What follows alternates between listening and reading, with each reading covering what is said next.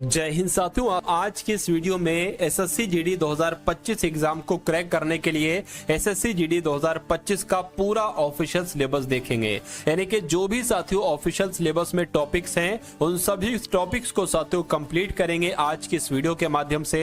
तो साथियों हम चारों विषयों को देखेंगे, हिंदी को, जीके जीएस को, करंट अफेयर को, रीजनिंग और मैथ को साथियों। और आज की इस वीडियो में हिंदी के पूरे 20 सवाल हैं। अगर ऐसे ही 20 सवाल आपके एग्जाम में आ जाते हैं तो कितना स्कोर आपका रहता है ये समझ लीजिए साथियों। 11 से 12 प्रश्नों से कम आपका स्कोर नहीं होना चाहिए हिंदी के सेक्शन में। तो क्लास आपकी शुरू हो चुकी है। पहला सवाल है कि शुद्ध वर्तनी वाला इसमें से शब्द बताइए। यानी कि प्रशंसा की अगर बात करें कैसे लिखा जाता है तो साथियों ऐसे लिखा जाता है। और ऐसे कहां पर लिखा हुआ है? ऑप्शन नंबर सी में लिखा हुआ है। तो जिनका आंसर यहां पर सी है बिल्कुल करेक्ट है। उसके बाद देखिए दिए गए शब्द का विलोम आपसे पूछा जा रहा है। शुक्ल का विलोम क्या होता है? तो शुक्ल का विलोम साथियों क्या होता है? कृष्ण होता है। अगर आपसे श्वेत का विलोम पूछा जाए तो क्या हो जाएगा साथियों? श्याम हो जाएगा। नेक्स्ट नंबर का सवाल है कह रहे कि पापड़ बेलने का मतलब क्या होता है बताइए। तो पापड़ बेलने का मतलब पीछे पड़ना नहीं, बेकार जीवन व्यतीत करना नहीं, बहुत श्रम करना, यानी कि बहुत संघर्ष करने को ही कहा जाता है। भाई तुमने तो बहुत पापड़ बेल लिए। उसके बाद देखिए अगला सवाल है कह रहे कि कुलीन शब्द के लिए सही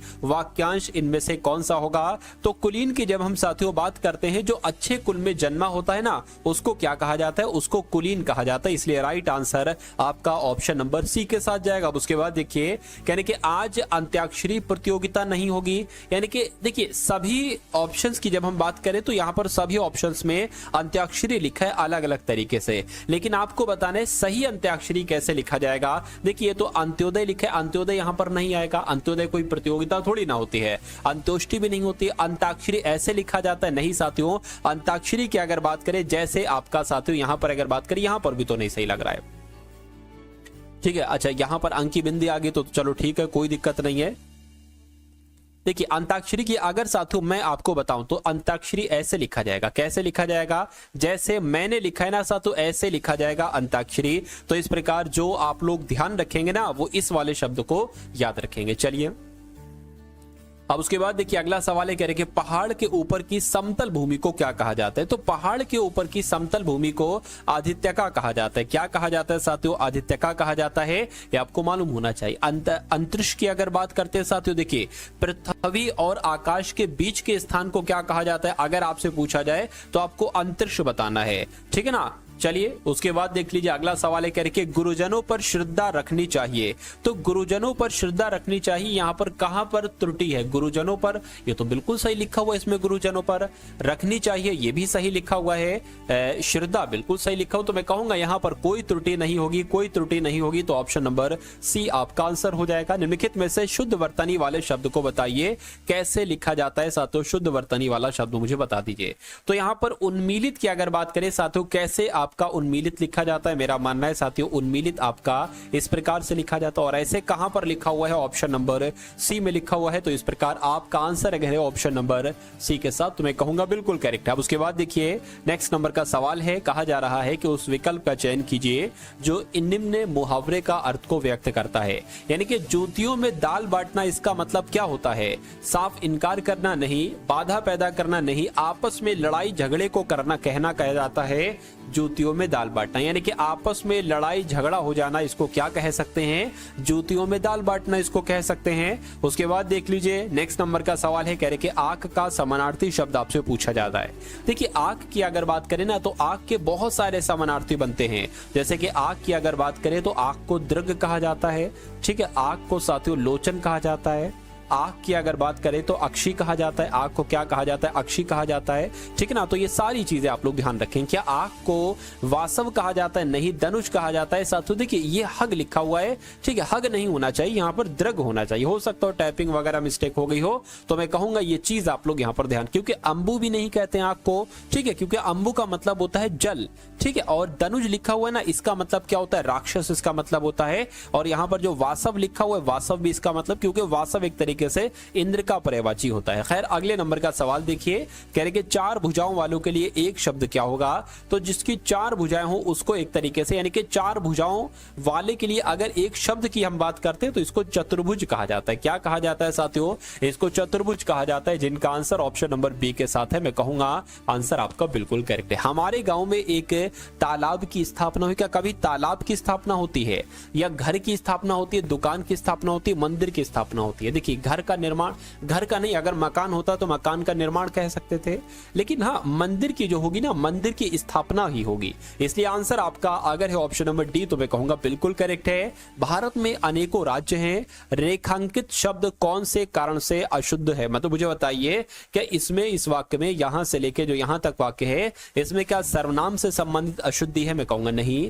क्रिया से संबंधित अशुद्धि है? मैं कहूंगा नहीं। वचन से संबंधित अशुद्धि है? मैं कहूंगा बिल्कुल ठीक, क्योंकि भारत में अनेकों राज्य हैं, ये नहीं होना चाहिए। भारत में अनेक राज्य है, ये होना चाहिए। तो वचन से संबंधित अशुद्धि है, वचन से संबंधित गलती है, तो ये आपका राइट आंसर हो जाएगा ऑप्शन नंबर सी। उसके बाद देखिए, वकीलों ने कागजात की दर्शन की या सर्वेक्षण किया या निरीक्षण किया या जांच किया? तो यहां पर खाली जगह में कौन सा वर्ड आ जाएगा? मेरा मानना है साथियों कि वकीलों ने कागजात की जांच की, ये आना चाहिए। तो आपका राइट आंसर जो जाएगा वो ऑप्शन नंबर डी के साथ जाएगा।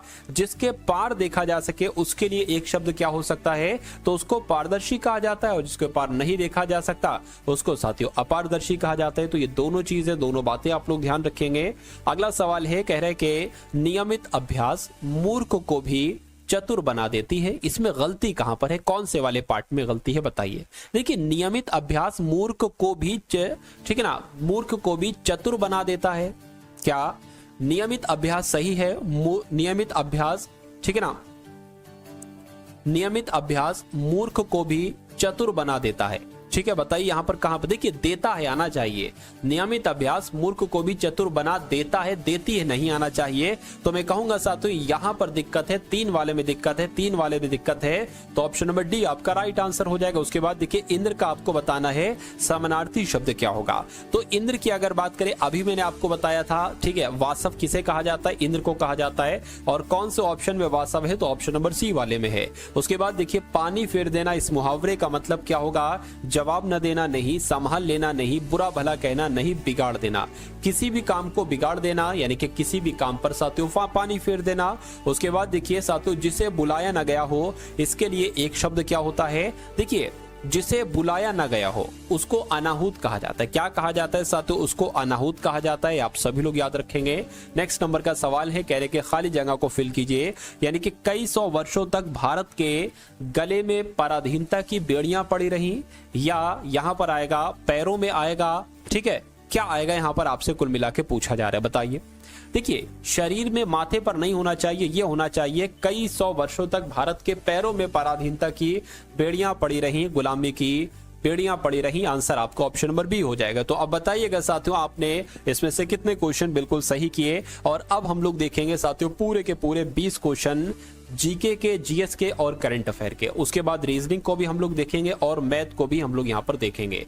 चलिए तो इस सवाल की अगर बात करते हैं साथियों, आपके सामने है क्या है कि भारत का राष्ट्रीय गान यानी कि जनगण मन ये सबसे पहले कहां पर गाया गया? तो मैं कहूंगा कलकत्ता में गाया गया। और कब गाया गया? तो 1911 में गाया गया। इस प्रकार आपका सही जवाब ऑप्शन नंबर बी होगा। उसके बाद देखिए भारत का राष्ट्रीय पंचांग किस संवत पर आधारित है? ठीक है ना, पंचांग की अगर बात करते हैं तो ये तो शक संवत पर आधारित है। ये सवाल आपसे कई बार पूछा जा चुका है। देखिए जो भी आपको यहां पर क्वेश्चन करवाए जा रहे हैं सभी के सभी साथियों टॉप लेवल के एकदम क्वेश्चन है, यानी कि जिनके आने की पूरी संभावना, ऐसे क्वेश्चंस आपको करवाए जा रहे हैं। और अगर आप वाकई में साथियों तैयारी करना चाहते हैं, सिलेक्शन लेना चाहते हैं, तो मनाया जाता है। अगला सवाल है, कह रहे कि इनमें से कौन सा राष्ट्रीय उद्यान केरल में स्थित है, बताइए। चलिए तो यहां पर अगर बात करें साथियों कौन सा केरल में स्थित है मुझे बता दीजिए। देखिए एराविकुलम की अगर बात करते हैं, एराविकुलम राष्ट्रीय उद्यान ये कहां पर है? मैं कहूंगा ये केरल में है।